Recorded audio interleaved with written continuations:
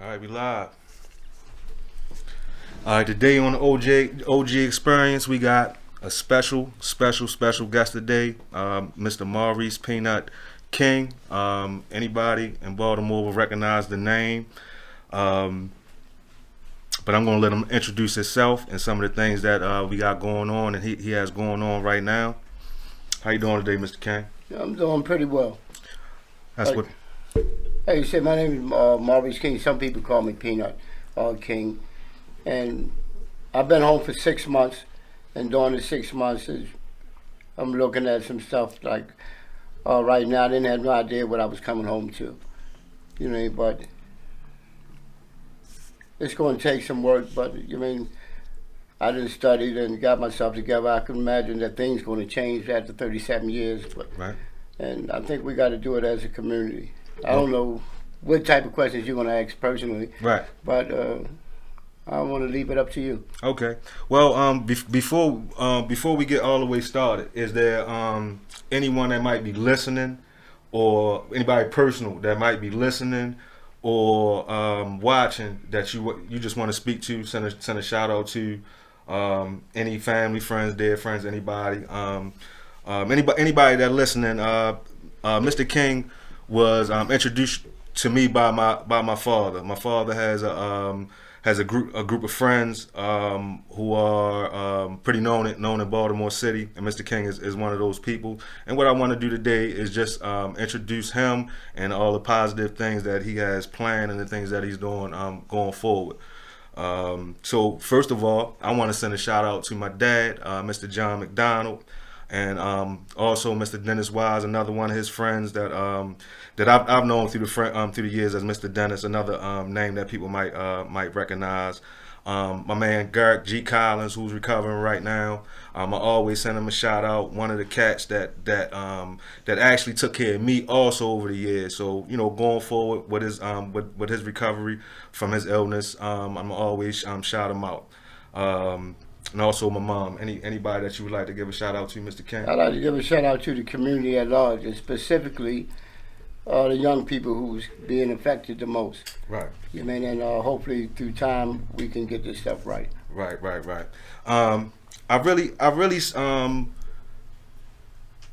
wanted to start off, a little light today, because I can imagine every time you get an interview or something, people want to know like just certain things from you that are nefarious. And I know for a fact that anybody who has been through what you've been through, want to move forward, just want to get away from all of that and spread positivity. So on a positive yet kind of down note, I'm gonna say we had a rough end to a real great season for the Baltimore Ravens. What did you think about how the Ravens worked out this year, Mr. Kent? I think the Ravens done really well this year.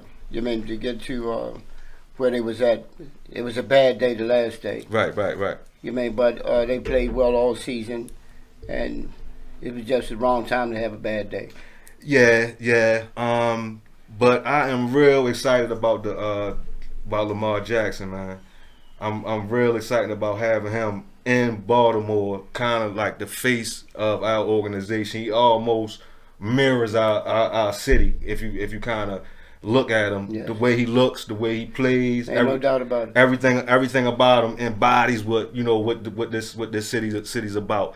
And I feel as though that I know that he will improve from that point. Use everything that happened and move on from that. Kind of like what we want to do as men.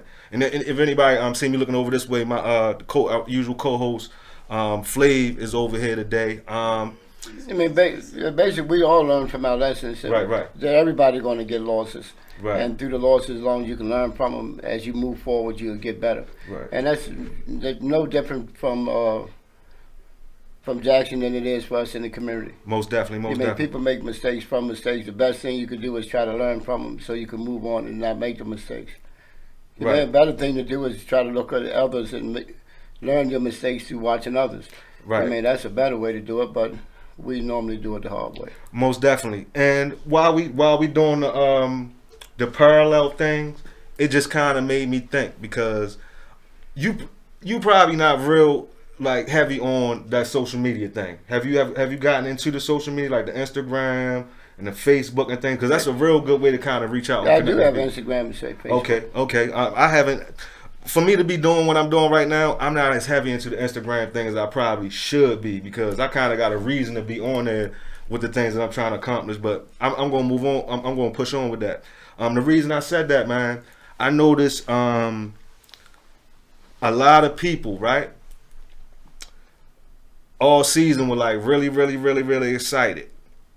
And the Ravens lose this one game, and a lot of people just like turn. They just turn. Oh man, I knew we couldn't do it with this running quarterback. I knew, man, it's like they almost turned on it.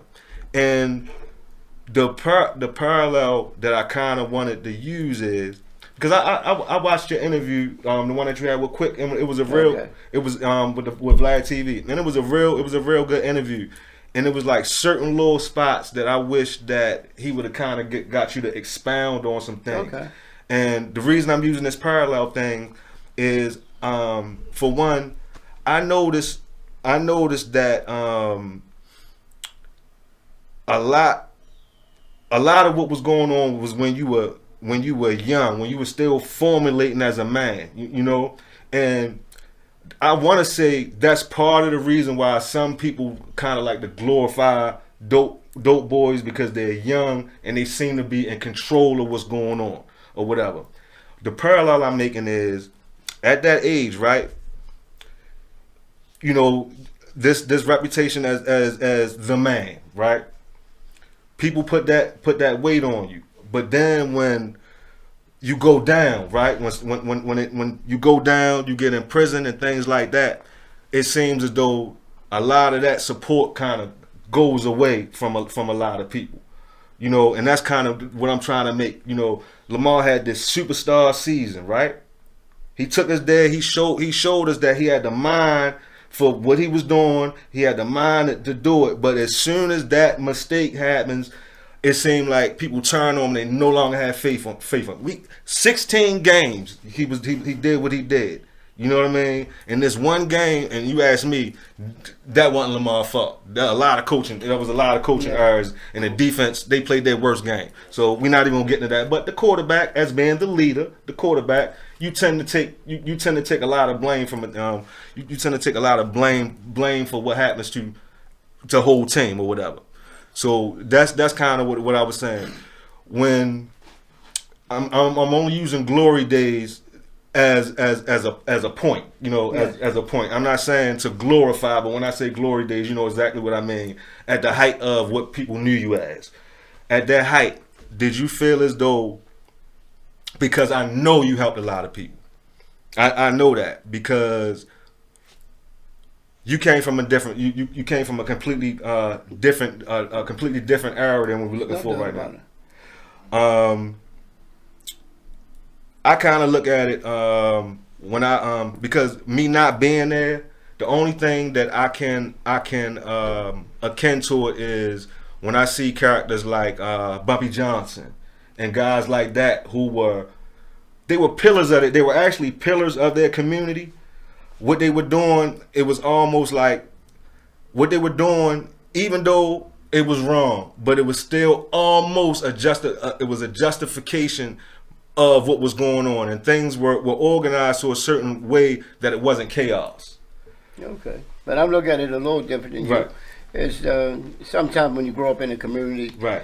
it could what appears to be typically normal. Right.